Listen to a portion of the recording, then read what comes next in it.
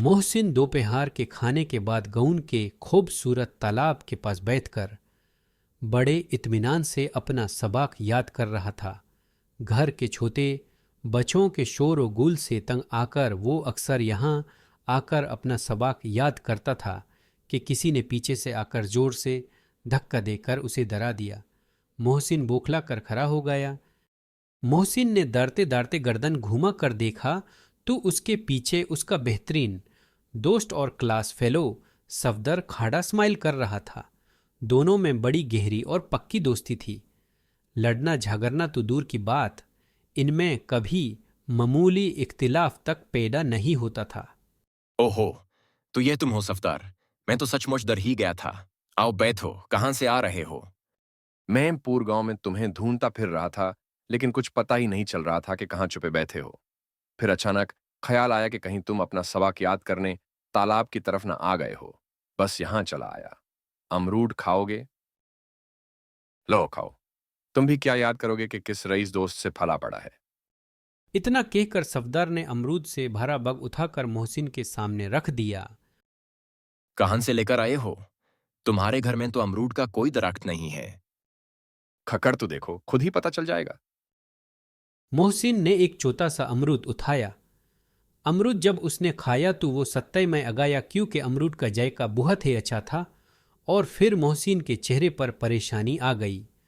पूरे गांव में ऐसा एक ही दरख्त था जो पुरानी हवेली के अंदर था, जिसका जायका बिल्कुल इस अमरूद जैसा था।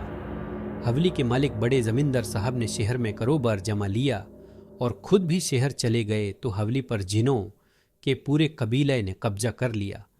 यह गांव वालों का ख्याल था, वरना हकीकत क्या थी यह तो अल्लाह ही बेहतर जानता था। यूं पुरानी हवेली खौफ और दहशत की अलामत बन चुकी थी और लोग उसके करीब से गुजारते हुए भी डरते थे। हालांकि हवेली का कोई जीन आज तक किसी गांव वाले को नजर नहीं आया था। यह तो पुरानी हावली के दरख्त के अमरूद हैं। तुम्हें कहाँ से मिल गए? मैं खुद दरख्त से तुरकर लाया हूं। तुम हावली के अंदर गए थे? हम बिल्कुल गया था, वरना ये अमरूद कहां से लाता। और हावली के जिनों ने तुम्हें कुछ नहीं कहा?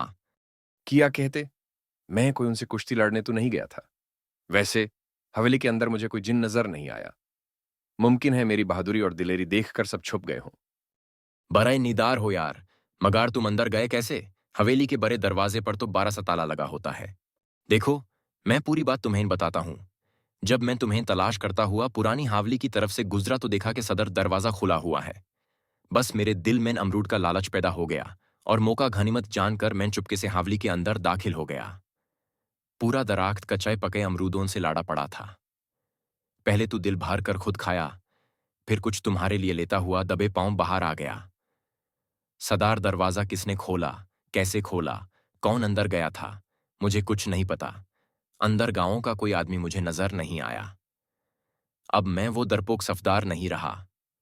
वैसे मोहसिन, एक बात मेरी समझ में नहीं आई। जब मैं हवेली से निकाल कर जाने लगा तो मोड़ कर पीछे देखा तो बड़ा दरवाजा बड़ा स्तूर बैंड था और वो बड़ा साताला पहले की तरह लटक रहा था।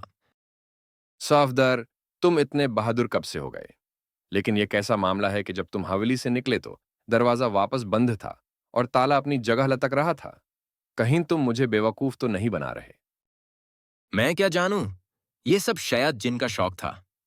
मोहसिन के पास इसका कोई जवाब नहीं था। अच्छा, तो मैं चलता हूं। कल रात से बाबा की तबीयत सख्त खराब है। मुमकिन है मुझे कस्बे जाकर हकीम साहब को घर लाना पड़े। अगर ऐसी बात है तो फिर चलो, मैं भी कस्बी तक तुम्हारे साथ चलता हूं। नहीं, तुम अपना सबक याद करो। मैं घर जाकर देखता हूं। मुमकिन है बाबा ने बड़े भाई को भेज दिया हो। रात का खाना खाकर मोहसिन अपने दोस्त सफदार के घर पहुंच गया। दरवाज़ा सफदार की अम्मी ने खोला और उसे पहचान कर बोली, कौन मोहसिन बेटा, खैर तू है, इतनी रात को आए हो, अंदर आओ। सफदार कहाँ है? किया वो अकेले कस्बे चला गया? वो कस्बे क्यों जाएगा? अलबत्ता वो सुबह की गाड़ी से अपने बाबा के साथ शहर जा चुका है और 3-4 दिन के बाद वापस आएगा।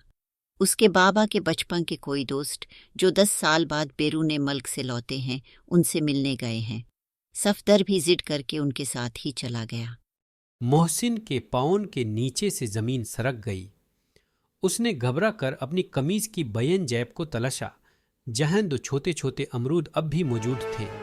वो 2 अमरूद अब तक मोहसिन के ज़ेहन में एक कहानी छोड़ गए।